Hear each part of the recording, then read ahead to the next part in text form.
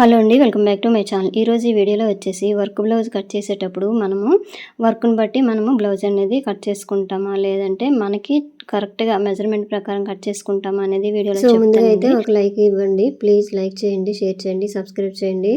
అయితే ఫస్ట్ అయితే మనము ఎప్పుడైనా సరే బ్లౌజ్ కట్ చేసేటప్పుడు, అదే వర్క్ బ్లౌజ్ కట్ చేసేటప్పుడు రౌండ్ అనేది ఎక్కువ ఇస్తారండి. దాన్ని బట్టి మనం కట్ చేయకూడదు. మన ఆది బ్లౌజ్ ఉంటుంది కదండి, ఆది బ్లౌజ్ అనేది నెక్, షోల్డరు, చంకదింపు ఎంత పెట్టుకోవాలనేసి దాన్ని బట్టి అయితే మనము ఈ బ్లౌజ్ అనేది కట్ చేయాలి. ఇప్పుడైతే నేను కటింగ్ చేసి చూపిస్తాను చూడండి. ఇది 32 సైజ్ అండి. 32 సైజ్ బ్లౌజ్ అయితే మీకు చూపిస్తాను ఇప్పుడు కటింగ్. సో వర్క్ అనేది రౌండ్ అనేది కొంచెం ఎక్కువ ఇచ్చేస్తారండి ఒక్కొక్కసారి అయితే కరెక్ట్గా ఇస్తారు. దాన్ని బట్టి మనం అడ్జస్ట్ చేసుకొని కట్ చేసుకోవడమే. ఫస్ట్ అయితే లైనింగ్ అనేది పర్ఫెక్ట్గా కట్ చేసేయాలండి. తర్వాత వచ్చేసి దాన్ని బట్టి ఈ వర్క్ అనేది కట్ చేసుకోవాలి. అంటే వర్క్ అనేది అక్కడ అడ్జస్ట్ చేసుకోవాలండి. సో నెక్ అనేది అడ్జస్ట్ చేసుకొని మనం కుడితేనే పర్ఫెక్ట్గా కుదురుతుందండి, లేకపోతే కుదరదు. ఇప్పుడైతే నేను 32 సైజ్ బ్లౌజ్ అనేది కటింగ్ చేసి చూపిస్తాను చూడండి. ఫస్ట్ లైనింగ్ అయితే 1 మీటర్ తీసుకోవాలండి. తడిపి ఆరబెట్టుకొని ఫోల్డింగ్ అనేది మన వైపు రావాలి. అలాగే ఓపెన్స్ అనేవి మన ఎదురుగా వచ్చేటట్టుగా చూసుకోండి. ఎందుకంటే ఫస్ట్ నేను స్టార్టింగ్ ఇదే కదా. అయితే కిందన చూడండి, కిందన వచ్చేసి ఎక్కువ తక్కువ వచ్చిందని క్లాత్ అది తీసేయండి, లేదంటే మనకి కరెక్ట్గా రాదనమాట. ఒక 1/2 ఇంచ్ ఖర్చు పెట్టానండి. అయితే ఈ బ్లౌజ్ అనేది వర్క్ బ్లౌజ్ అంటే ఎక్కువ రోజులే ఉంటుంది కదా, అందుకోసం ఇంకొక 1/2 ఇంచ్ అనేది పెంచుకుంటున్నాను అనమాట. సో ఎందుకంటే వర్క్ బ్లౌజులు అనేవి డైలీ యూజ్ చేయం కదండి, ఎప్పుడో యూజ్ చేస్తాం కాబట్టి హైట్ అనేది ఎక్కువ పెట్టేసుకుంటేనే మంచిది. నేనైతే ఒక 1/2 ఇంచ్ అయితే హైట్ అనేది పెంచుతున్నానండి.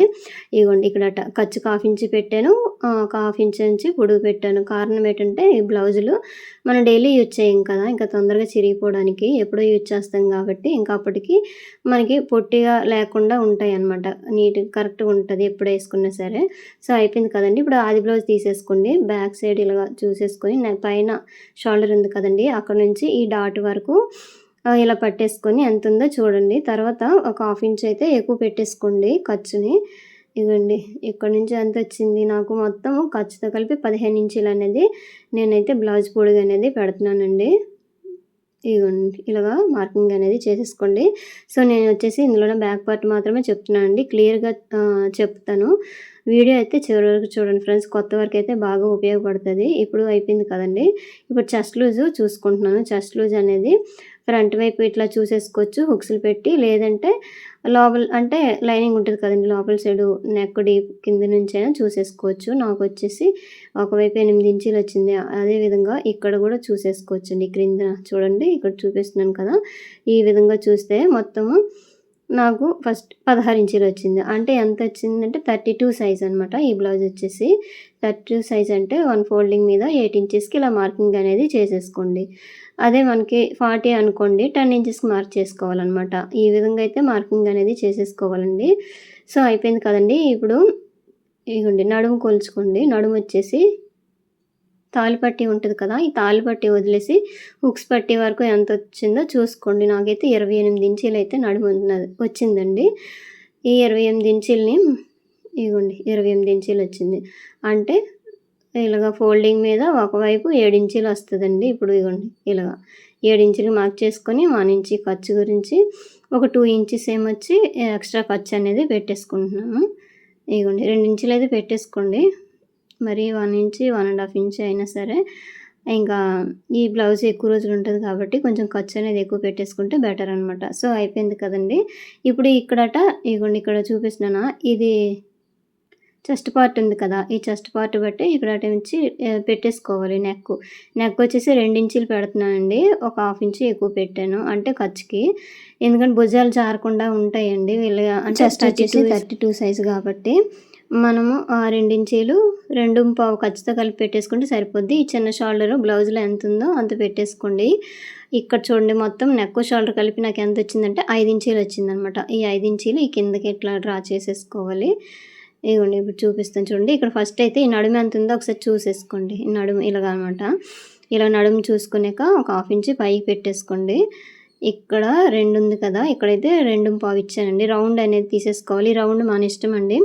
పైన నెక్ దగ్గర మాత్రం కరెక్ట్గా తీసేసుకోవాలి. రౌండ్ దగ్గర మనకి ఎక్కువ రౌండ్ కావాలన్నా సరే ఇక్కడ పెట్టేసుకుంటే సరిపోతుంది. కింద నుంచి 2 ఇంచీలు పైన మార్క్ చేసుకొని ఒక 1/2 ఇంచ్ ఇటువైపు అనమాట, లోపల సైడ్ కాదు. సో లోపల సైడ్ కాదండి, అంటే డబ్బాకి లోపల కాదు, బయట సైడ్ ఇలాగ ఇచ్చేసుకుని రౌండ్ అనేది గీసేసుకోండి. ఇప్పుడు రౌండ్ అనేది నేను చిన్నగానే గీసాను, అంటే మనకి ఆ బ్లౌజ్లోన అంటే వర్క్ వేస్తారు కదండి, ఆ బ్లౌజ్లోన రౌండ్ ఎంత ఉందో చూసుకోండి. దాన్ని బట్టి కింద రౌండ్ అయితే కరెక్ట్గా ఉంచేయండి, పైన మాత్రం అడ్జస్ట్ చేసుకొని కుట్టుకుంటేనే కరెక్ట్గా వస్తుందండి.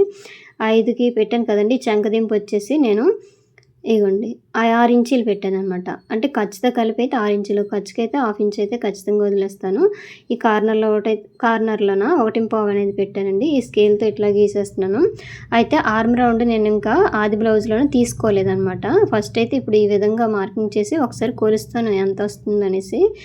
ఇలా కొలిస్తే నాకు 7.5 ఇంచీలు వచ్చిందండి. ఈ 7.5 ఇంచీలు అయితే మ్యాచ్ అవ్వలేదు.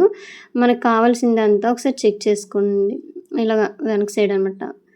ఈ లైనింగ్ బ్లౌజ్ తీసేసుకున్నాం కదా, ఇందులోన బ్యాక్ సైడ్ ఇట్లా చూసేసుకోండి. నాకైతే 8 ఇంచెస్ వచ్చింది. సో ఇప్పుడు ఈ 8 ఇంచెస్కి మ్యాచ్ అవ్వాలంటే ఒక 1/2 ఇంచ్ కిందకి డౌన్ చేయాలి. ఇందాక ఇగోండి ఇట్లా ఖర్చుతో కలిపి 6 పెట్టాను కదండి, ఇప్పుడు 6.5 పెట్టేశాను అనమాట. మళ్ళీ ఇక్కడ కార్నర్లో 1.5 పెట్టేసుకొని మార్కింగ్ చేసుకోండి. ఇప్పుడు ఒకసారి మళ్ళీ చెక్ చేసుకోండి. ఎప్పుడైనా సరే ఇక్కడే మనం అడ్జస్ట్ చేసుకోవాలండి. ఒకవేళ చంక రౌండ్ ఎక్కువ ఉందనుకోండి, ఈ చంక దింపు కూడా ఎక్కువే పెట్టాలి. అదే తక్కువ ఉందనుకోండి తక్కువ పెట్టాలి. ఇప్పుడైతే నాకు మ్యాచ్ అయిపోయిందండి 8 ఇంచెస్కి. నేను ఎంత పెట్టాను అంటే, సో నార్మల్గా అయితే నేనైతే 6.5 ఇంచీలు పెట్టానండి. ఖర్చుతో కలిపి అయితే 6.5, ఖర్చు వదిలేసి అయితే పావు తక్కువ 6 ఇంచీలు అయితే పెడితేనే నాకు మ్యాచ్ అయిందనమాట. అదే ఆర్మ్ రౌండ్ ఎక్కువ ఉందనుకోండి, ఇప్పుడు 10 ఇంచెస్ 9 ఇంచెస్ ఇట్లా ఉందనుకోండి, ఇంకా దింపుకోవాలండి. తక్కువ ఉంటే ఎక్కువ ఇంకా పైకి పెంచుకోవాలి. ఇక్కడ మార్కింగ్ చేస్తున్నాను కదా, ఈ కిందలెళ్ళి కొలిచినా సరే మనకి 8 ఇంచెస్ వచ్చేస్తుంది. లేదంటే అక్కడ రౌండ్ గీసాం కదా, ఆ రౌండ్ మీద నుంచి మనం గీసినా సరే, అంటే కొలిచామనుకోండి 8 ఇంచెసే వచ్చిందండి. ఇక్కడ చెప్తాను కదా టిప్ అనేది, ఇక్కడ రౌండ్ దగ్గర నేను ఇంటూ మార్క్ పెట్టాను కదండి, అది కట్ చేయకూడదు. ఇప్పుడైతే కట్ చేసామనుకోండి తర్వాత మనం కుట్టేటప్పుడు చాలా ప్రాబ్లం వచ్చేస్తుంది. అంటే కొత్త వారైతే కట్ చేయకండి, ఎందుకంటే ఈ లైనింగ్ ఉంటుంది కదండి, ఈ లైనింగ్ అనేది ఆ మెయిన్ ఫ్యాబ్రిక్ ఉంటుంది కదా, ఆ వర్క్ బ్లౌజ్కి జాయిన్ చేసేసినాక అప్పుడు మిడిల్లో కట్ చేసుకుంటే సరిపోద్ది. ఇక్కడ డాట్స్ అనేవి పెట్టేసుకొని ఈ క్రాస్గా ఒక 1/2 ఇంచ్ వరకు అయితే ఇలా మార్క్ చేసుకోండి. ఎప్పుడైనా సరే చూడండి, ఇప్పుడు మార్కింగ్ చేశాం కదా, ఇదైతే అసలు కట్ చేయకూడదు. ఎందుకంటే మనకి డాట్ వేసుకునేది అలాగే జస్ట్ అదే లెవెల్లోనే గీసేసుకుంటే సరిపోతుందండి. ఇది ఒకేలాగా వచ్చింది కదా, అంటే చెస్ట్ దగ్గర 8 ఇంచెస్ వచ్చింది, కిందన కూడా నడుము దగ్గర కూడా డాట్స్తో కలిపి 8 ఇంచెస్ వచ్చింది కాబట్టి స్ట్రైట్గా లైన్ వచ్చేసింది. ఇప్పుడు ఇది ఉంది కదా, ఒకసారి నెక్ కొలుచుకోండి ఎంత వచ్చిందో. నాకైతే నెక్ అయితే 11 ఇంచీలు అయితే వర్క్ అనేది చేశారండి. ఇగోండి ఇక్కడ నుంచి ఇది కూడా 11 ఇంచీలే ఉందనమాట. ఎప్పుడైనా వర్క్ బ్లౌజులు అనేవి కొంచెం నెక్ అనేది కొంచెం బాగా పెట్టేసుకుంటే సరిపోద్ది, కొంచెం డౌన్ పెట్టేసుకుంటే బాగుంటుందండి వర్క్ బ్లౌజులు అనేవి, లేకపోతే మళ్ళీ పైకి వెళ్ళిపోయినట్టుగా ఉంటాయి అనమాట.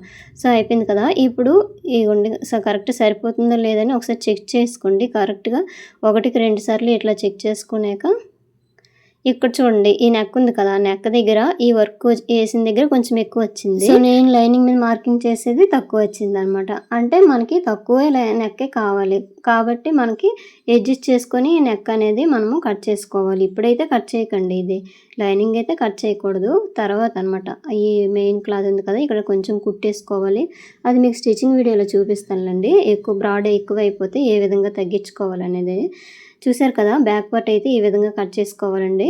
అయితే ఇప్పుడు ఇందులో టిప్ చెప్తానని చెప్పాను కదండి, అదేంటంటే రౌండ్ దగ్గర మనం రౌండ్ అనేది కట్ చేయకుండా ఉంచుకోవడమే. ఇక్కడ ఒకసారి కొలుచుకోండి కరెక్ట్గా వచ్చిందా లేదని, అంటే ప్రతిదీ పాయింట్ కూడా మనకి కరెక్ట్గా రావాలి కదా, అందుకోసం ఈ డీప్ అనేది కొంచెం ఎక్కువ పెట్టేసుకున్నాను. అంటే ఎప్పుడైనా సరే కొంచెం వర్క్ బ్లౌజులు అలాగే వచ్చాయనుకోండి, కొంచెం కిందకి పెట్టేసుకుంటే బాగుంటుంది, ఎప్పటికీ ఇంకా పాడవన్నమాట, పైకి నెక్ వెళ్ళిపోయినట్టు కూడా అనిపించదు.